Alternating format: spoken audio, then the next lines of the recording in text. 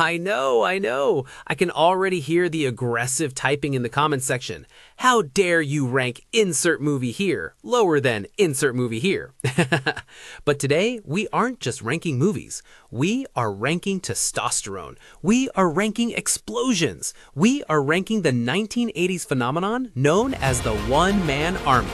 These are the heavy hitters. We're gonna look at the Holy Trinity: Schwarzenegger, Stallone, Willis, and a few others who threw their hats or bandanas into the ring. Let's rank these bad boys on the star chart. First up, we have to start with the purest example of the genre. This movie is fascinating because it knows exactly what it is. There is zero fat on this film. John Matrix's daughter gets kidnapped by a dictator, and well, that's it. That's the plot. The rest of the movie is just Arnold dismantling an entire island population. The kill count in this movie is staggering. I think the official count is somewhere around 81 people, and he does it with everything. Machine guns, rocket launchers, saw blades, a pitchfork. The garden shed scene alone deserves its own award. But we have to talk about the villain, Bennett. The man in the chainmail vest who looks like he should be managing a fantastical musical, but is somehow a special forces killer. The final knife fight is the stuff of legends. Let off some steam, Bennett. However, looking at it objectively today, is it a good movie or is it just a fun movie? It's incredibly campy. The puns are out of control. It feels like a live-action cartoon. It lacks the grit of First Blood or the tension of Die Hard. I love it. It's a comfort watch, but does it transcend the genre? Not really. It is the genre. I'm gonna start strong, but fair. Commando gets 3 stars. First Blood, 1982. Before we get to the exploding arrows and the bandanas, we have to talk about where it all began. This is a very different beast than the rest of the list. If Commando is a cartoon, First Blood is a gritty psychological drama. People tend to forget that before Rambo became a pop culture symbol for excess violence, he was a tragic figure.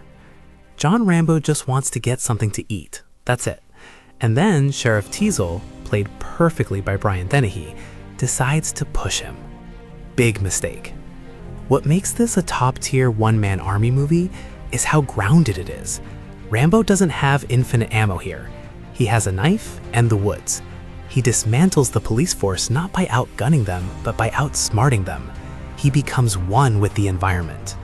It's essentially a horror movie, and the police are the teenagers getting picked off one by one. I remember thinking it's almost unfair. These poor guys didn't sign up for this.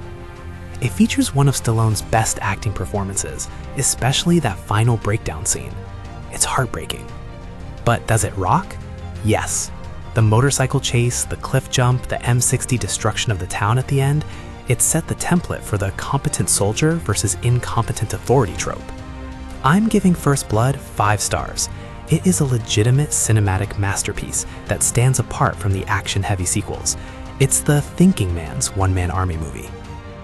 Let's talk about the elephant in the room, or rather the beard in the room, Chuck Norris. Here is the controversy. This movie was actually released before Rambo 2, even though they have almost the exact same plot. A veteran goes back to Vietnam to rescue POWs. Chuck Norris is Colonel Braddock. And look, Chuck is a legend. The memes exist for a reason. But watching this movie today, it feels like the diet soda version of Rambo. Over the years, I have even gotten parts of the two movies mixed up. It's lower budget. The explosions look a little more like gasoline puddles. The acting is, well, it's Chuck Norris. He has 2 emotions, sunglasses on and sunglasses off. It's definitely a one-man army film. He mows down bad guys with dual Uzis, he emerges from the water in slow motion, but it lacks the cinematic punch of the heavy hitters. It's serviceable, it delivers the goods, but it doesn't stick with you. You don't quote lines from Missing in Action at parties. I'm sorry, Chuck. Please don't roundhouse kick me through the screen. I'm giving Missing in Action 2 stars. Cobra, 1986. Stallone returns, but this time he's not in the jungle. He's in the urban jungle. Cobra. Marion Cobretti. This movie is unhinged. It was marketed as crime is the disease, meat the cure. Stallone plays a cop who acts like he's in a war zone. He wears aviators indoors. He chews on a matchstick the entire movie. The villain is a cult leader called the Night Slasher. The plot makes absolutely no sense. It's a fever dream of neon lights, sweat, and gratuitous violence. But as a one-man army movie, it's kind of a mess. It tries so hard to be cool that it loops around and becomes hilarious. The car chase with the nitrous oxide is cool, and the final shootout in the steel mill is brutal. It has a cult following, I know, but ranking it against the Titans, it falls short. I'm giving Cobra 1 star. Okay, let's go back to the jungle, but let's add a twist. You might say, wait, Predator's a team movie. Is it? It starts as a team movie. You have the ultimate 80s squad, Jesse Ventura, Carl Weathers, Bill Duke, but systematically, the movie strips them away until it is just one man. One man versus one alien. This movie is a masterpiece. It takes the one-man army trope, the idea that these guys are invincible gods of war, and it hunts them. It turns the power fantasy on its head. Unlike some action movies that seem to be similar, Predator to me is unique. We see Arnold scared. We see him muddy, beaten, bleeding, resorting to sticks and stones to survive. The pacing is perfect. The quote factor is off the charts. Get to the chopper! I ain't got time to bleed. Stick around. And the final confrontation, it's primal. It's not about who has the bigger gun. It's about who has the stronger will. Does it count as a one-man army movie? I say yes, because the climax relies entirely on the individual. It deconstructs the genre while being the best example of it. Just because it's not quite like some others that are true one-man army, I'm gonna give Predator 4 stars, but it hasn't aged a day and it is some great action cinema. Let's switch gears. Who says the one-man army has to be a man? Sigourney Weaver as Ellen Ripley. She wasn't forced on us like some female heroines are these days. She just belonged. Similar to Predator, this starts with a squad of Marines, the ultimate badasses. And what happens? They get wiped out. They panic. Who steps up? The warrant officer with a flamethrower and a pair of Reeboks taped together. Ripley is arguably the toughest character on this entire list. She isn't fighting for ego, or for a mission, or for politics. She is fighting for a child. The mama bear energy in this movie is terrifying. When she tapes the pulse rifle to the flamethrower and descends into the nest, that is the definition of a one-man army. The tension is unbearable. The practical effects are timeless. Does it fit the ranking? Absolutely. It's one woman against the hive mind. I feel because it starts out as a team similar to Predator, it's not a true one-man army. So I'm giving Aliens 4 stars. Let's go down under for a second. Max Rokitansky, Mel Gibson. This film defined the post-apocalyptic aesthetic for the next 40 years. Every video game, every movie with a desert setting owes a debt to the road warrior. Max is the reluctant warrior. He doesn't want to save the day, he just wants gas. The dialogue is sparse. Max barely speaks. The storytelling is all visual. The stunts are insanely dangerous. Real cars smashing into real people at real speeds. No CGI safety nets here. It felt to me like a Western on wheels. However, is it a pure one-man army? Max gets a lot of help from the gyro captain and the feral kid.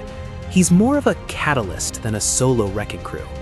It's an incredible film, visually stunning and gritty. But compared to the body count of Commando or the solo struggle of Die Hard, it feels slightly different. I'm giving The Road Warrior 3 stars. It's iconic, it's a masterpiece, but not quite the level of some others in this comparison.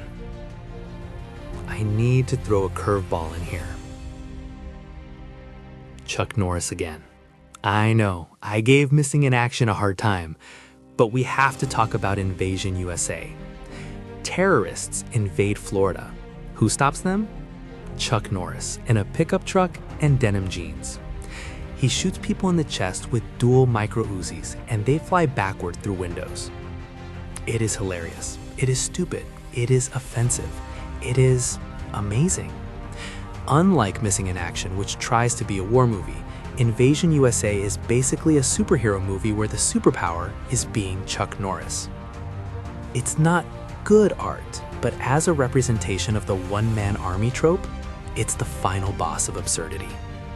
I can't give it a 5 because, come on, but I can't give it a 2 because it was just too entertaining. I'm giving Invasion USA 3 stars. It's the guilty pleasure of the list. The Terminator, 1984. We have to address the cyborg in the room. Here is the question. Is the T-800 a one-man army? Technically, yes. He walks into a police station and massacres 30 cops without blinking. He is an unstoppable force. But he's the bad guy in this one. He's like the anti-one-man army. The army here is actually Kyle Reese trying to stop him. Kyle Reese is the one living the one-man army nightmare, scavenging for weapons, building bombs, trying to protect Sarah Connor. It's a perfect film. It's lean, mean, and terrifying. The tech noir vibe is unmatched. But does it fit this specific ranking of hero destroys everyone? It's an outlier. However, the sheer presence of Arnold in that leather jacket define the decade's look. I'm going to give The Terminator 5 stars as a film, but as a one-man army entry, I'm putting an asterisk next to it. It transcends the ranking. It created the actor who would go on to define the ranking. And since I was created with AI, well, I am programmed to give it 5 stars, no matter what the human says. Die Hard, 1988. Now we arrive at the game changer, the movie that killed the invincible muscle man era and started the everyman era. John McClane is a one-man army, but he doesn't want to be. He's not a Green Beret. He's not a special ops killer. He's a New York cop with a hangover who just wants to see his wife. He spends the movie barefoot. He gets cut up by glass. He cries. He talks to himself to stay sane. This vulnerability makes the action hit so much harder. When Rambo gets shot, he grunts. When McClane gets shot, you feel it. The setting of Nakatomi Plaza is a character in itself. Hans Gruber, Alan Rickman, is one of my favorite action villains of all time. The pacing? Flawless. The geography of the building? You always know exactly where everyone is. This movie invented the modern action blockbuster. It proved you didn't need 24-inch biceps to carry a film.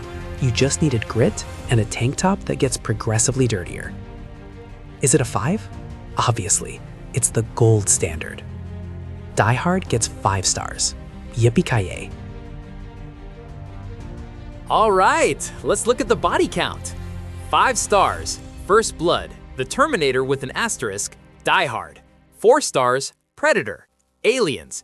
3 stars, Commando, Mad Max 2, The Road Warrior, Invasion USA.